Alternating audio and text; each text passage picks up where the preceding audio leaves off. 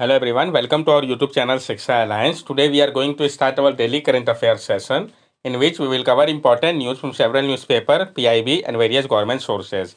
So let's begin our session. Our first topic is unusual nitrogen 9 isotope. तो हम जानेंगे unusual nitrogen 9 isotope के बारे में.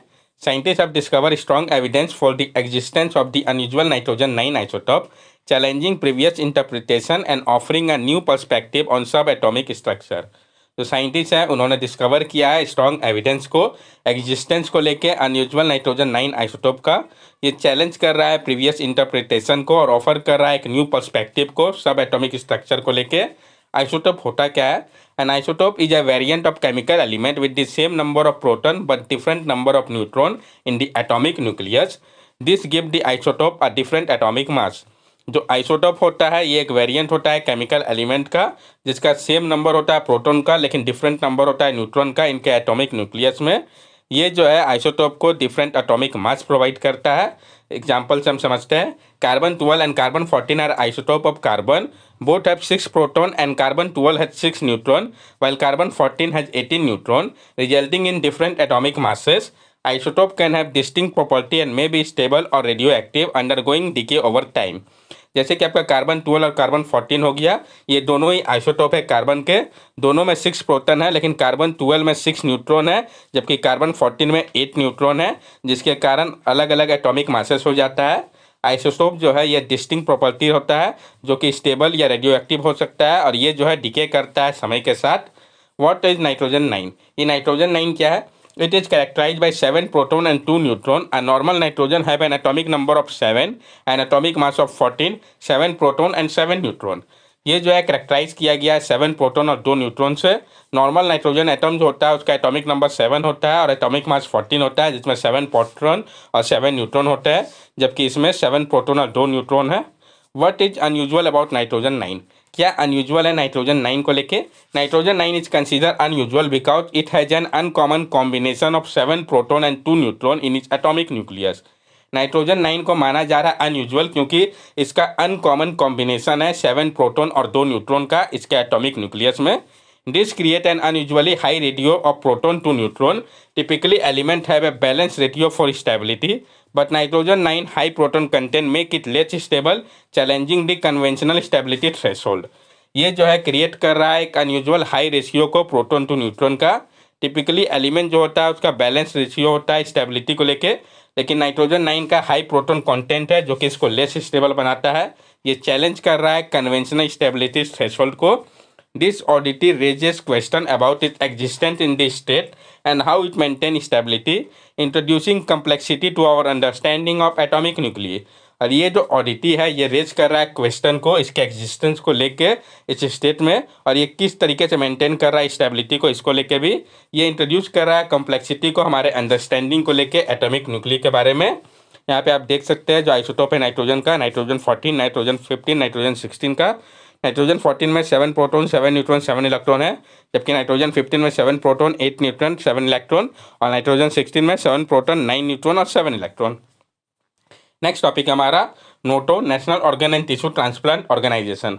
तो हम जानेंगे national organ and tissue transplant organisation के बारे में.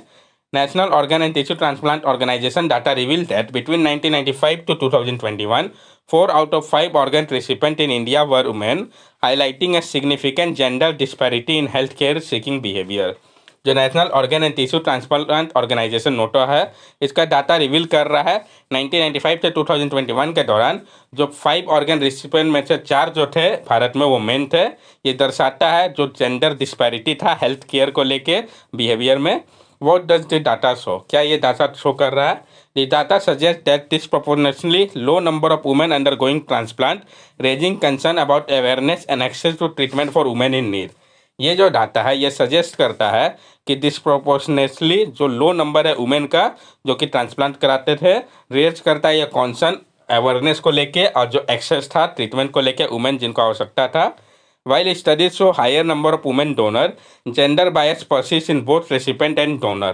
स्टडीज में पाया गया है कि जो हायर नंबर थे वुमेन डोनर के लेकिन जेंडर बायस परसिस्ट कर रहा था दोनों ही रिसिपेंट और डोनर के केस में. National organ and tissue transplant organisation National Organ and Tissue Transplant Organization operate under the Directorate General of Health Services, Ministry of Health and Family Welfare in New Delhi. It oversees organ procurement, allotment, distribution and registry of organ and tissue donation and transplantation in India. जो आपका national organ tissue transplant organisation है, ये operate करता है director general of service, ministry of health and family welfare के अंतर्गत new Delhi पे। ये देखता है ऑर्गन के प्रोक्योरमेंट, अलॉटमेंट, डिस्ट्रीब्यूशन और रजिस्ट्री को ऑर्गन और टिश्यू डोनेशन का, ट्रांसप्लांटेशन का भारत में organ donation in India. Despite being the world's second largest in transplant in 2019, India lagged behind Western nation in donation rate due to factor like low public awareness, religious belief and strict law. जब world का second largest transplant होता है भारत में 2019 के समय में हुआ है, उसके बावजूद भी भारत जो है वो पीछे है वेस्टर्न नेशन से डोनेशन रेट में, क्योंकि जो फैक्टर है कम पब्लिक अवेयरनेस, रिलीजियस बिलीफ और स्ट्रिक्ट लॉ, ये एक बहुत बड़ा रीजन है। Transplantation of Human Organ and Tissue Act 1994 regulate organ donation in India, allowing both deceased and living donor. Brain death is recognized as a form of death. The government launched the National Organ Transplant Program in 2019 to promote disease organ donation. Other law regulating transplantation in India is the Transplantation of Human Organ Act 1994. जो transplantation of human organ and tissue act है 1994 का, यह regulate करता है organ donation को भारत में। यह एलो करता है दोनों ही डिजीज और लिविंग डोनर को। ब्रेन डेथ को माना जाता है कि एक टाइप है डेथ का। गवर्नमेंट ने लॉन्च किया है नेशनल ऑर्गन ट्रांसप्लांट प्रोग्राम को 2019 में प्रमोट करने के लिए डिजीज ऑर्गन डोनेशन का। जो दूसरा लॉ है जो कि रेगुलेट करता है ट्रांसप्लांटेशन को भारत में, transplantation of human organ act 1994। Next topic हमारा polarized emission from an extra galactic black hole. तो जो पोलराइज एमिशन की बात कही गई है एक्स्ट्रा गैलेक्टिक ब्लैक होल से, इसके बारे में हम जानेंगे। Researcher from the Indian Institute of Technology Guwahati and the UR Rao satellite centre at ISRO have achieved a ground breaking discovery by detecting a polarise emission from an extra galactic black hole that is outside our Milky Way galaxy, marking the first such observation beyond our Milky Way galaxy. जो researcher है कहाँ के, IIT Indian Institute of Technology Guwahati के और UR Rao satellite centre ISRO के, उन्होंने achieve किया है एक ग्राउंड ब्रेकिंग डिस्कवरी को डिटेक्ट करके पोलराइज एमिशन को एक्स्ट्रा गैलेक्टिक ब्लैक होल से, जो कि आउटसाइड है हमारे मिल्की वे गैलेक्सी के। ये पहला इस टाइप का ऑब्जर्वेशन है जो कि बियॉन्ड है हमारे मिल्की वे गैलेक्सी के। The team utilize X ray polarimeter to study the binary star system Large Magellanic Cloud X3 LMC X3 consisting of a black hole and a massive star. और team ने उपयोग किया x ray polarimetry का ताकि study किया जा सके बाइनरी स्टार सिस्टम को, Large Magellanic Cloud X3 LMC X3 को, जो कि कंसिस्ट कर रहा था ब्लैक होल और मैसिव स्टार को। जो फाइंडिंग है ये ऑब्जर्व किया गया है नासा के इमेजिंग एक्सरे पोलरीमीटर एक्सप्लोरर के मदद से और दूसरे मिशन के द्वारा। ये प्रोवाइड करता है इंसाइट को हमारे अंडरस्टैंडिंग को लेकर जो नेचर है एस्ट्रोफिजिकल ब्लैक होल सोर्सेज का, इसके बारे में। IXP was the first mission of NASA to study the polarization of X-ray from celestial object। जो IXP है ये पहला मिशन है नासा का जो कि स्टडी करता है पोलराइजेशन ऑफ एक्सरे को सेलेस्टियल ऑब्जेक्ट से।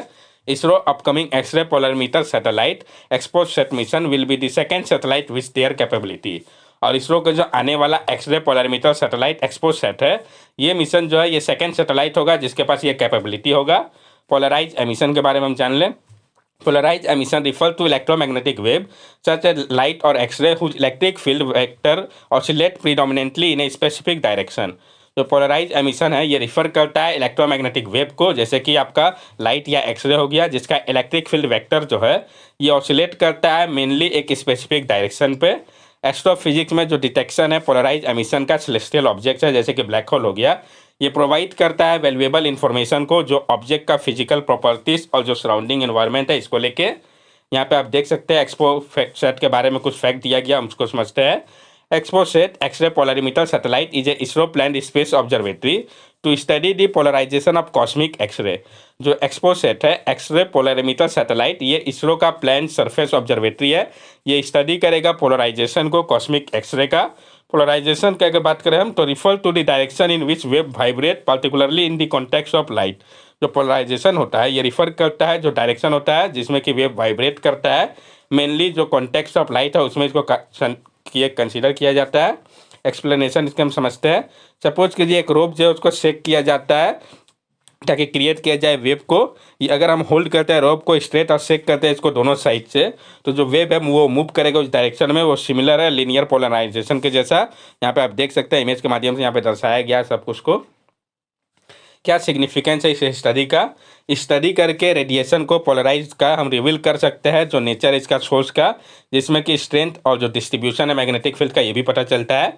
एक्सपोसेट फोकस कर रहा है स्टडी करने को लेके जो 50 ब्राइटेस्ट नोन सोर्सेस है यूनिवर्स का, और ये प्रोवाइड करेगा इंसाइट जो वेरियस एस्ट्रोनॉमिकल फिनोमिना है उसके बारे में बताएगा।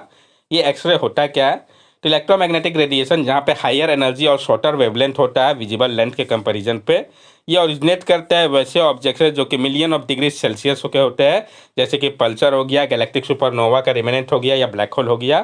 पेलोड ऑफ एक्सपोसेट, अगर हम पेलोड की बात करें एक्सपोसेट की, तो POLIX polarim sorry POLIX polarimeter instrument in X ray study 40 bright astronomical sources of different category.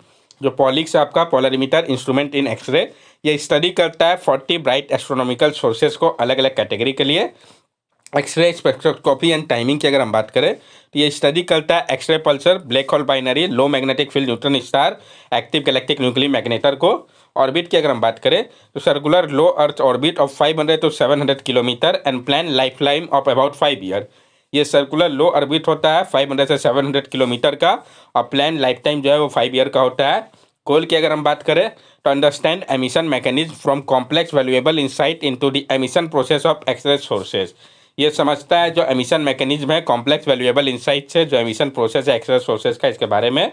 दूसरे मिशन की अगर हम बात करें तो एक्सपोसेट भारत का पहला और वर्ल्ड का सेकंड पोलरीमीटर मिशन है।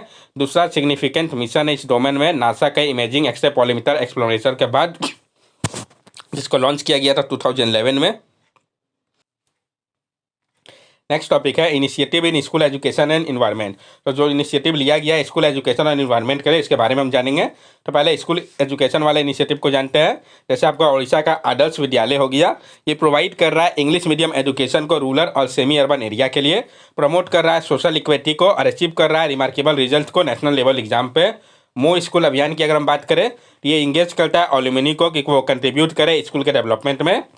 5T high school transformation programme जो है ये फोकस कर रहा है टेक्नोलॉजी ड्राइवन इंप्रूवमेंट के ऊपर हाई स्कूल के लिए, जिसके कारण एक सिग्निफिकेंट शिफ्ट देखा गया है इनरोलमेंट पैटर्न में, फेवर करा गया है गवर्नमेंट स्कूल को। अब हम जो इनिशिएटिव लिया गया है इन्वायरमेंट को लेकर, जिसमें कि कट डाउन करने की बात कही गई प्लास्टिक पॉल्यूशन को, इसके बारे में हम जान लें। जैसे कि प्लास्टिक क्रेडिट हो गया, ये ट्रेडिबल क्रेडिट है जो कि खरीदा जा सकता है या बेचा जा सकता है कंपनी के द्वारा ऑफसेट करने के लिए उनका प्लास्टिक वेस्ट को, जो कि सिमिलर है कार्बन क्रेडिट के जैसा।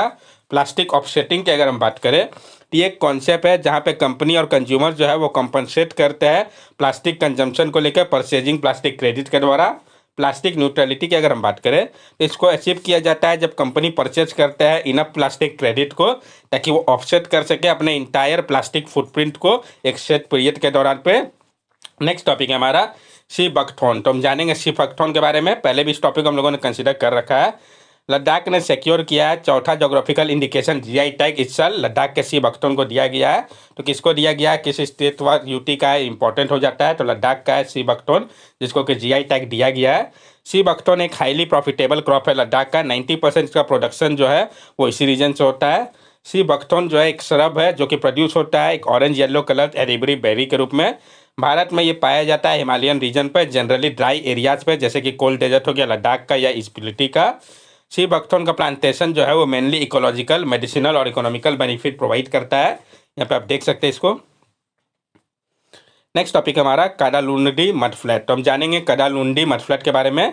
जो मड फ्लैट इकोसिस्टम है कडालुंडी का, जो कि लोकेटेड है साउथ वेस्ट कोस्ट में भारत के, ये श्रिंक कर रहा है बहुत ज़्यादा नेचुरल और एंथ्रोपोजेनिक फैक्टर के कारण। जो सेंट सेडिमेंटेशन कवरिंग है वो एबेंडेंट था इंटर टाइडल मड फ्लैट के समय पे, एक समय पे। लेकिन अर्ली 2000 में क्या हुआ, कडालुंडी जो है वो approximately 8 hectare nutrient lit mud flat, लेकिन ये डिविंडल हो गया, जस्ट अबाउट 1 हेक्टेयर हो गया। जो मड फ्लड है ये प्रोवाइड करता है इसेंशियल प्रे को, जैसे कि आपका पॉलीचैचेट हो गया, क्रूटेशियन हो गया। ये अट्रैक्ट करते हैं diverse range of migratory bird को, जो प्लेसेस है साइबेरिया, लद्दाख, मंगोलिया और स्कॉटलैंड से। मड फ्लड जाने जाते हैं उनके टाइडल फ्लड के कारण, जो कि कोस्टल वेटलैंड है जहाँ पे टाइड और रिवर डिपॉजिट मड होते हैं। ये पाए जाते हैं शेल्टर एरियाज में, जैसे कि बयास, बयोस, लगून या स्टोरीज के पास। That's all for daily current affair session. अगर आपको हमारी वीडियो अच्छी लगी हो तो हमारे चैनल सब्सक्राइब करें, हमारे वीडियो को लाइक करें और ज़्यादा से ज़्यादा शेयर करें। These are our social media link. From here also you can stay connected with us and give us your valuable feedback. Thank you and have a nice day.